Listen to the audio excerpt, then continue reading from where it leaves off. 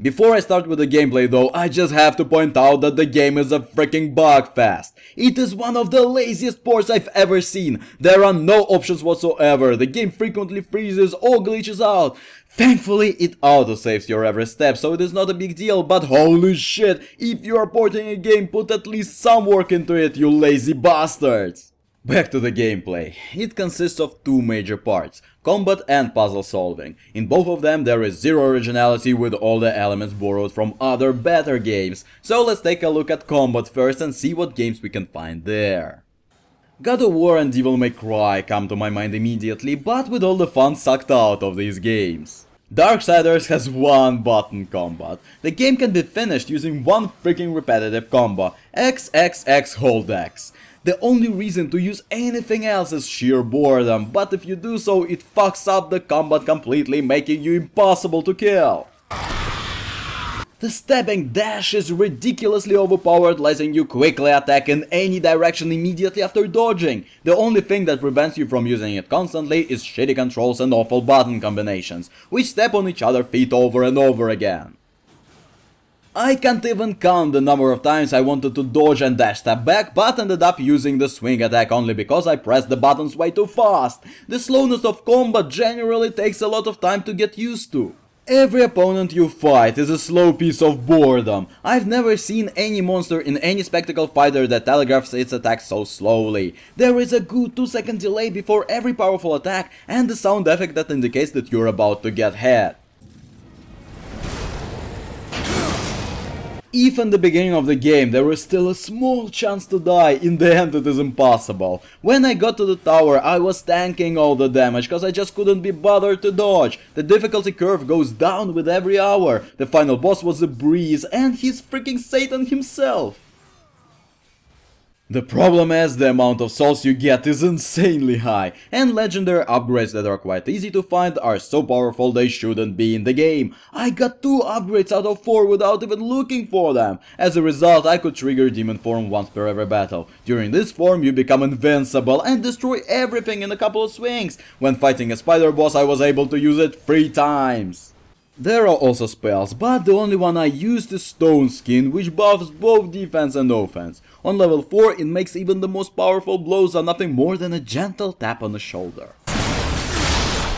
Oh, and there are 2 useless secondary weapons which you never ever need, because your sword will always be more leveled up, thus being more powerful, and all the weapons can only be used separately, so it's either XXX combo or YYY combo, and I prefer the one that kills shit faster.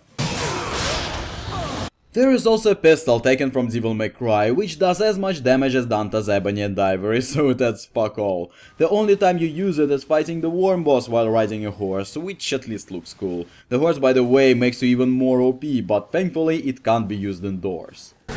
Overall, the combat is broken, slow and boring. It almost turns into a Diablo-esque grind, which certainly has a somewhat zen feeling to it. Just don't expect it to keep you on the edge of a seat, it is there to make you stay awake between and while doing the overstretched puzzle sections.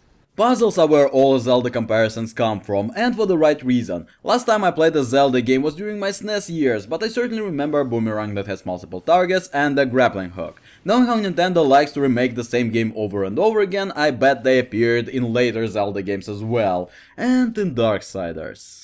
Saying that the puzzles are simple is not descriptive. They're not even puzzles, they're obstacles where you just do stuff to make stuff happen around you so you could proceed. And another problem is, puzzle sections are so freaking long you forget where did you want to get to in the first place. There are a couple of puzzles that will make you use your brain a little bit. It became possible thanks to a portal gun. Yes, I'm not even kidding, there is a portal gun in this game. You should be ashamed of yourself, Darksiders. I was actually laughing when I found it, so I guess I got my portion of entertainment. One more thing to be ashamed of is character design. Holy shit, War looks stupid. His design is way too busy. There is so much stuff stuck to his body it turns him into a grey blurry haze. There is not a single matching armor piece. It looks like when War heard the call, he was sleeping, so after hearing the alarm clock, he stormed into the armory, forgot to turn the lights on and now has to pretend it should look that way while being secretly embarrassed. Every other character had a rough morning as well, so my advice advice is to reschedule the next apocalypse to midday. But maybe it is because, in comparison to Grey Walls that every level consists of, his kitchenware armor just stands out way too much. Yeah, remember when I said that Darksiders is grey? I wasn't joking, because every level except the brown desert one is grey. Well, there are different shades of grey. There is light grey, greenish grey, dark grey, but it is all grey. Even the goddamned Eden is grey. I honestly would prefer Hell in Darksiders universe, because there is at least lava in Hell, which creates a red gloom on the omnipresent grey wall. And the grey wall problem could be easily solved if the whole game didn't take place in one freaking city. The whole situation feels like angels and demons had a little quarrel that ruined New York one more time, where luckily all the chosen live and all the pieces of Armageddon blade were scattered. If the destroyer just asked some imp to take a piece of the blade to the North Pole or something, war would be boned. The apocalypse happened. We have the whole world as a playground, considering the transdimensional travel mechanic that is already in the game, and you choose one generic city that got completely bukkake with grey paint all over it.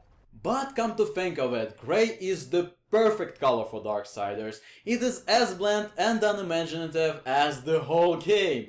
The story is overcomplicated and falls apart on every turn, while the gameplay shamelessly copies other games, bringing nothing new to the table. It is mediocrity at its finest, because, to be honest, it borrows enough to make the game not annoying. I played through the whole game in one sitting, and I can't say that I was too angry at the game at any point. It is what I classify as mildly entertaining, and sometimes it is enough. But if you haven't played the game's Darksiders copies, play them instead. The name's GrrrVahrrr, and I shall see you from within my next video. Goodbye, goodbye, see you again.